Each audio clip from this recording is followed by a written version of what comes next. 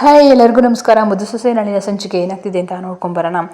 ಈಶ್ವರಿಗೆ ತುಂಬ ಭಯ ಆಗಿರುತ್ತೆ. ಯಾಕೆ ಅಂತಂದರೆ ಭದ್ರ ಊರು ತುಂಬ ನವೀನ್ ಬಗ್ಗೆ ಹುಡ್ಕೊಂಡು ಓಡಾಡ್ತಿರ್ತಾನೆ, ಅವನ ಬಗ್ಗೆ ತಿಳ್ಕೊಂಡು. ಹಾಗಾಗಿ ಏನೋ ಡೌಟ್ ಬಂದಿದೆ ಅಂತ ಅವಳು ತುಂಬ ಭಯಪಟ್ಟಿರ್ತಾಳೆ.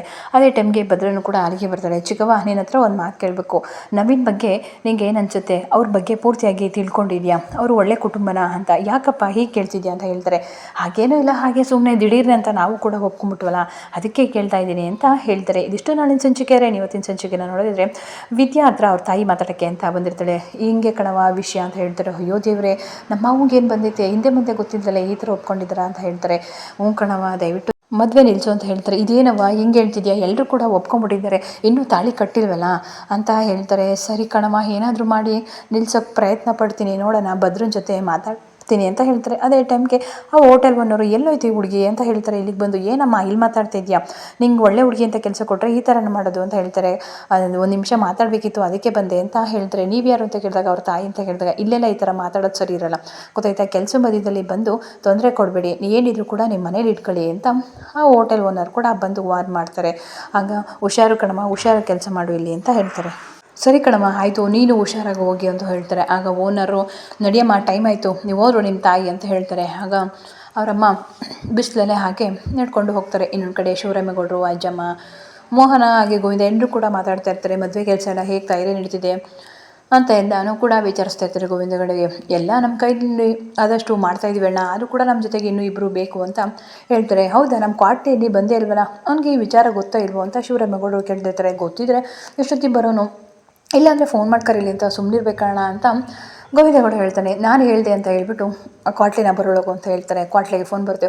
ಚಿಕ್ಕ ಮಾವಯ್ಯ ಫೋನ್ ಮಾಡ್ತಾರೆ. ಹೇಳಿ ಚಿಕ್ಕ ಮಾವಯ್ಯ, ಹೇಗಿದ್ದೀರಾ, ಏನು ಸಮಾಚಾರ, ಅಪ್ರೂಪಕ್ಕೆ ಫೋನ್ ಮಾಡಿಬಿಟ್ಟಿದ್ದೀರಾ, ಏನಪ್ಪ ನಮ್ಮನ್ನು ಮರ್ತೇ ಬಿಟ್ಟಿದ್ದೀರಾ ನೀವು ಅಂತ ಹೇಳ್ತಿರ್ತಾರೆ. ನಿಮ್ಮನ್ನು ಮರೆಯೋಕ್ಕಾಗ್ತದ, ನೀವು ಕೊಟ್ಟಿರುವಂಥ ಜೀವ ಇದು ಭಿಕ್ಷೆ ಅಂತ ಹೇಳ್ತಾರೆ. ಸರಿ, ನೀನು ಈ ಕೂಡಲೇ ಮನೆಗೆ ಬಂದ್ಬಿಡು ಅಂತ ಹೇಳ್ತಾರೆ. ಮನೆಗೆ ಯಾಕೆ ಅಂತ ಕೇಳುವಷ್ಟು ದೊಡ್ಡನಾಗ್ಬಿಟ್ಟ ನೀನು ಅಂತ ಹೇಳ್ತಾರೆ. ಅದು ಹಾಗಲ್ಲ, ಸರಿ ಬಿಡು, ಮಾವಯ್ಯನೇ ಬರೋಕ್ಕೆ ಹೇಳಿದ್ದಾರೆ. ಹೌದಾ, ಮಾವಯ್ಯ ಬರೋಕ್ಕೆ ಹೇಳಿದಾರಾ? ಆಯಿತು, ಬಿರ್ನೆ ಬಂದ್ಬಿಡ್ತೀನಿ. ಆದರೂ ಭದ್ರ, ಎಂಥಲ್ಲ ಅದು ನಿಮ್ಮದು ಕೋಳಿ ಜಗಳ, ಬಾರಲ್ಲ ನೀನು ಮನೆಗೆ ಸುಮ್ಮನೆ ಅಂತ ಹೇಳ್ತಾರೆ. ಆಯಿತು, ನಾನು ಈ ಕೂಡಲೇ ಬರ್ತೀನಿ ಅಂತ ಹೇಳ್ಬಿಟ್ಟು ಕ್ವಾಟ್ಲೆ ಅಲ್ಲಿಂದ ಹೊರಟ್ಬಿಟ್ಟು ಬರ್ತಾನೆ. ಇನ್ನೊಂದು ಕಡೆ ಭದ್ರ ಫೋನಲ್ಲಿ ಮಾತಾಡ್ತಿರ್ತಾನೆ. ಅಡುಗೆಯವ್ರಿಗೆ ಎಲ್ಲರಿಗೂ ಕೂಡ ಯಾವುದ್ರಲ್ಲೂ ಕೂಡ ಕಮ್ಮಿ ಆಗಬಾರ್ದು, ಧಾಮ್ ಧೂಮ್ ಅಂತ ಮದುವೆ ಆಗಬೇಕು. ನನ್ನ ತಂಗಿ ಮದುವೆ ಅಂದರೆ ಎಲ್ಲರೂ ಕೂಡ ನೆನ್ಪಿಟ್ಕೋಬೇಕು, ಆ ರೀತಿ ಮಾಡಬೇಕು. ಹಾಗೆ ತಿಂಡಿ ಊಟದಲ್ಲೂ ಕೂಡ ಯಾವುದೇ ರೀತಿ ಸ್ವಲ್ಪನೂ ಕಮ್ಮಿ ಆಗಬಾರ್ದು ಅಂತ ಎಲ್ಲ ಮಾತಾಡ್ತಾ ಇರ್ತಾರೆ. ಅದೇ ಟೈಮ್ಗೆ ವಿದ್ಯೆ ಬರ್ತಾರೆ. ಒಂದು ದಿವಸದ ಮದುವೆಗೆ, ಒಂದು ದಿವಸದ ಊಟಕ್ಕೆ ಇಷ್ಟೊಂದೆಲ್ಲ ಕೇರ್ ತೊಗೊಂಡು ಮಾತಾಡ್ತಾ ಇದ್ದಲ್ಲ, ನಿನ್ನ ತಂಗಿ ಮದುವೆ ಆಗೋಗೊಂಡು ಒಳ್ಳೆನೇ ಕಟ್ಟನು ಅಂತ ಯಾವತ್ತಾದರೂ ಒಂದು ದಿವಸ ವಿಚಾರಿಸಿದ್ದೀರಾ? ಏನು ಹೇಳ್ತಿದ್ಯಾ ನೀನು? ಹೌದು, ನೀನು ಮದುವೆ ಆಗೋ ಹುಡುಗನ ಬಗ್ಗೆ ಪೂರ್ತಿಯಾಗಿ ವಿಚಾರಿಸಿದ್ಯಾ? ಆ ಒಂದು ಹೆಣ್ಣನ್ನು ಕೊಡ್ಬೇಕಾದ್ರೆ ನಾವು ಪೂರ್ತಿಯಾಗಿ ವಿಚಾರಿಸೇ ಕೊಡಬೇಕು ಅಂತ ಹೇಳ್ತಾರೆ. ಹಲೋ, ಇದು ಚಿಕ್ಕವ ನೋಡಿರೋ ಸಂಬಂಧ, ಹಾಗಾಗಿ ಅವ್ರು ಪೂರ ವಿಚಾರಿಸಿರ್ತಾರೆ. ಅವ್ರು ಪೂರ ವಿಚಾರಿಸಿರ್ತಾರೋ, ಬಿಡ್ತಾರೋ, ಮರ್ತಿರ್ತಾರೋ ಅದು ನನಗೆ ಗೊತ್ತಿಲ್ಲ. ಆದರೂ ಕೂಡ ನೀನೊಬ್ಬ ಅಣ್ಣಾಗಿ ನೀನು ಈ ಕರ್ತವ್ಯನ ಮಾಡಬೇಕು. ನಿಂತ್ಕೊ, ಏನು ಹೇಳ್ತಿದ್ಯಾ ನೀನು? ಅವನ ಬಗ್ಗೆ ಏನೋ ಡೌಟ್ ಇರೋಂಗೆ ಹೇಳ್ತಿದ್ಯಾ? ಫಸ್ಟು ಕಣ್ಮಣಿ ಹತ್ರ ಹೋಗ್ಬಿಟ್ಟು ಇಷ್ಟ ಇದೆಯಾ ಇಲ್ವೋ ಕೇಳು ಅಂತ ಹೇಳಿದೆ. ಈಗ ಇದಾದಮೇಲೆ ಈ ಹುಡುಗನ ಬಗ್ಗೆ ಡೌಟ್ ಏನು ಅಂತ ಹೇಳು. ಹೌದು, ಆ ಹುಡುಗ ಸರಿ ಇಲ್ಲ, ಅವನ ಬಗ್ಗೆ ಯಾವುದೇ ರೀತಿ ಒಳ್ಳೆಯ ಅಭಿಪ್ರಾಯ ಇಲ್ಲ. ಏನು ಹೇಳ್ತಿದ್ಯಾ ನೀನು? ಹೌದು, ಗೊತ್ತಿರುವಂತಹ ನಮ್ಮ ಅಪ್ಪನೇ ಇದ್ರ ಬಗ್ಗೆ ಎಲ್ಲ ಹೇಳಿದ್ರು. ನಮ್ಮಮ್ಮ ಅಪ್ಪನ ನೋಡೋಕೆ ಹೋದಾಗ ಅಲ್ಲಿ ಹೇಳಿದ್ರಂತೆ. ಹಾಗಾಗಿ ಹುಡುಗ ಸರಿ ಇಲ್ಲ, ಅವನಿಗೆ ಎಲ್ಲ ಚಟಗಳು ಇದೆ ಅಂತ ಎಲ್ಲ ಕೂಡ ಹೇಳ್ತಾರೆ. ಏನು, ನಿಮ್ಮಪ್ಪ ಇದನ್ನೆಲ್ಲ ಹೇಳಿದ್ನ? ನಿಮ್ಮಪ್ಪನೇ ಸರಿ ಇಲ್ಲದೇ ಅವನು ಜೈಲಿಗೆ ಹೋಗೋನೆ, ಅವನ ಮಾತನ್ನ ನಾನು ಮುಡ್ಬೇಕಾ? ರೋಡಲ್ಲಿ ಹೋಗುವಂತಹ ಯಾವನ ಒಬ್ಬ ಹೇಳಿದ್ರು ಕೂಡ ಈ ಮಾತನ್ನ ನಂಬ್ತಿದ್ದೆ, ಅದರಲ್ಲಿ ನೀವು ಬರೀ ಸುಳ್ಳು ಹೇಳ್ಕೊಂಡೇ ಬಂದಿದ್ದೀರಾ, ಇಂಥವ್ರನ್ನ ನಾನು ನಂಬಬೇಕಾ ಅಂತ ಹೇಳ್ತಾರೆ. ಆಯಿತು ಬಿಡಿ, ನಾವು ಯಾವುದೋ ಒಂದು ತಪ್ಪನ್ನ ಇನ್ನೂ ಮನಸ್ಸಲ್ಲಿ ಇಟ್ಕೊಂಡು ಈ ಥರ ಮಾತಾಡ್ತಿದ್ದೀರಾ. ನಾವು ಹೇಳೋ ವಿಚಾರನ ಹೇಳ್ತೀನಿ. ನಿನ್ನ ತಂಗಿ ಮದುವೆ ನಿಲ್ಲಿಸೋ ಅಂಥದ್ದು ನನಗೆ ಏನೂ ಇಲ್ಲ, ಇದರಿಂದ ನನಗೆ ಯಾವ ಅವಶ್ಯಕತೆಯೂ ಇಲ್ಲ. ಒಬ್ಬ ಅಣ್ಣನಾಗಿ ಎಲ್ಲ ಕೂಡ ಜವಾಬ್ದಾರಿ ಇರಲಿ ಅಂತ ನಾನು ನಿನಗೆ ನೆನೆಸ್ತಾ ಇದ್ದೀನಿ. ಈ ಮದುವೆ ನಡೆದರೂ ಕೂಡ ನನಗೂ ಖುಷಿನೇ, ನಿಂತರೆ ಅಷ್ಟೇ ಬೇಜಾರಾಗುತ್ತೆ. ಒಂದು ಒಳ್ಳೆ ಹುಡುಗನ ಕೊಡಬೇಕು ಅನ್ನೋದೇ ನನ್ನ ಇಷ್ಟ. ಹಾಗಾಗಿ ನಿನಗೆ ಹೇಳ್ತಾಯಿದ್ದೀನಿ, ವಿಚಾರಿಸಿದ್ರಲ್ಲಿ ಏನು ತಪ್ಪಿಲ್ಲ, ವಿಚಾರಿಸಿ ಅಂತ ಹೇಳ್ಬಿಟ್ಟು ವಿದ್ಯಾ ಮಲ್ಕೋತಾಳೆ. ಇನ್ನೊಂದು ಕಡೆ ಕ್ವಾಟ್ಲೆ ಶಿವರಾಮೇಗೌಡರ ಮನೆಗೆ ಬಂದಿರ್ತಾನೆ. ಬಂದ್ಬಿಟ್ಟು ಅಲ್ಲೇ ನಿಂತ್ಕೊಂಡು ಬೇಜಾರು ಮಾಡ್ಕೊಂಡು ನಿಂತ್ಕೊಂಡು ಭದ್ರ ಅಂದಿದ್ದು, ಅವನಿಗೆ ಹೊಡೆದಿದ್ದು, ಮನೆಯಿಂದ ಆಚೆ ಕಳಿಸಿದ್ದು, ಅವನ ಮೇಲೆ ಆರೋಪ ಮಾಡಿದ್ದು, ಅದನ್ನೆಲ್ಲ ನೆನೆಸ್ಕೊಂಡು ಹಾಗೆ ಬೇಜಾರು ಮಾಡ್ಕೊಂಡು ನಿಂತಿರ್ತಾಳೆ. ಅಲ್ಲಿ ಕರೆಕ್ಟಾಗಿ ಚಂಪಾ ಬಂದು, ಅಣ್ಣಯ್ಯ ಯಾಕೆ ನಿಂತಿದ್ಯಾ, ನಡಿ ಒಳಿಕೆ ಅಂತ ಹೇಳ್ತಾರೆ. ಆಗ ಶಿವರಾಮೇಗೌಡರು ಗೋವಿಂದ ಇಬ್ಬರು ಕೂಡ ನೋಡ್ಬಿಟ್ಟು, ಯಾಕ್ಲಾ ಕ್ವಾಟ್ಲೆ ಹಂಗೆ ನಿಂತಿದ್ಯಾ, ಯಾಕ್ಲಾ ಮನೆ ಒಳಗೆ ಬರೋಕ್ಕಲ್ವ, ಯಾಕೆ ಇಷ್ಟು ಬೇಜಾರಾಗಿ ನಿಂತಿದ್ಯಾ, ಏನಾಯಿತು ಅಂತ ಕೇಳ್ತಾರೆ. ಅದು ಮಾವಯ್ಯ, ಏನು ಮಾವಯ್ಯ ಯಾಕೆ ಹಿಂಗೆ ನಿಂತಿದ್ಯಾ ಕರ ಬಡ್ದರಂಗೆ, ಏನಾಯಿತು ಈ ಮನೆ ಒಳಗೆ ಬರೋಕ್ಕೆ ನಿಂಗೆ ಯಾಕ್ಲ ಸಂಕೋಚ ಅಂತ ಕೇಳ್ತಾರೆ.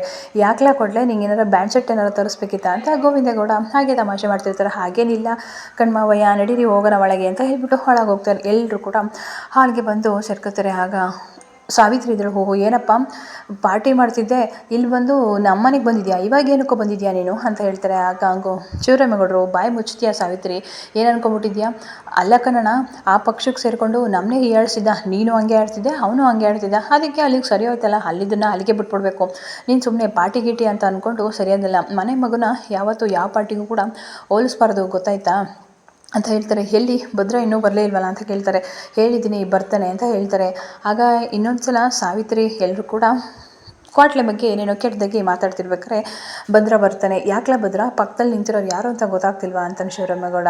ಗೊತ್ತಿದ್ರು ಮತ್ತು ಮಾತಾಡಿಸು, ನೀವಿಬ್ಬರು ಕೂಡ ಹುಟ್ಟುತ್ತಟ್ಟಿದ ಅಣ್ಣ ತಮ್ಮದಿರಾಗಿ ಬೆಳೆದಿದ್ದೀರಾ, ಇವಾಗ ಯಾಕ್ಲ ಹಂಗಿದ್ಯಾ, ನನ್ನ ಮಾತಿಗೆ ಗೌರವ ಕೊಟ್ಟು ನೀನವ್ರು ಮಾತಾಡಿಸು ಅಂತ ಹೇಳ್ತಾರೆ.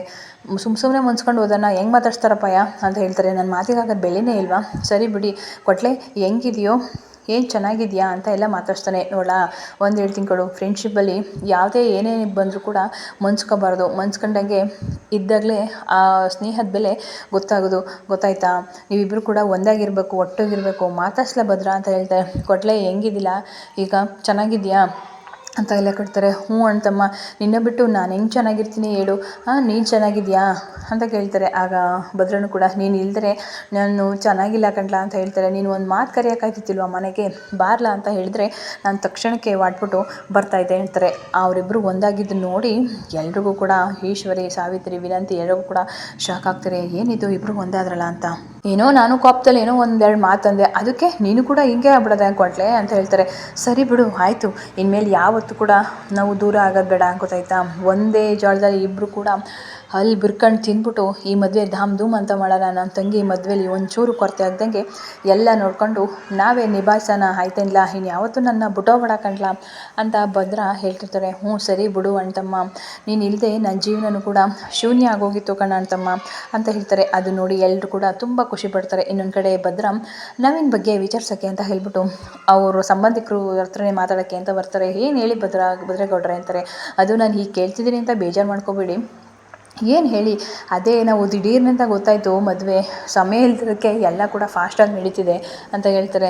ಸರಿ ಹೀಗೆ ಹೇಳಿ, ಅದೇ ಆ ಹುಡುಗನ ಬಗ್ಗೆ ವಿಚಾರಿಸೋಣ ಕುಟುಂಬದ ಬಗ್ಗೆ ಅಂತ ಹೇಳ್ತಾರೆ. ಅಯ್ಯೋ ಅವ್ರ ಕುಟುಂಬ ತುಂಬ ಒಳ್ಳೆಯದು, ಆ ಹುಡುಗ ಅಂತೂ ತುಂಬ ಅಪ್ಪಟ ಚಿನ್ನ ಇದ್ದಂಗೆ, ಎಲ್ಲಾದರೂ ಫ್ರೆಂಡ್ಸ್ ಜೊತೆ ತೆರೆದಾಗ ಎಣ್ಣೆ ಕುಡಿಯೋದು ಮಾಮೂಲಿ ಅಷ್ಟೇ, ಅದರಲ್ಲಿ ಎರಡು ಮಾತಿಲ್ಲ ಬಿಡಿ. ಅವ್ರ ಕುಟುಂಬಸ್ಥರು ನಿಮಗೆ ಗೊತ್ತಲ್ವಾ, ಈಗಲೂ ಕೂಡ ಅವ್ರ ತಂದೆ ಹಾಕಿದ್ಗೆರನ ಅವನು ದಾಟದೇ ಇಲ್ಲ ಅಂತ ಅಂತೀನಿ.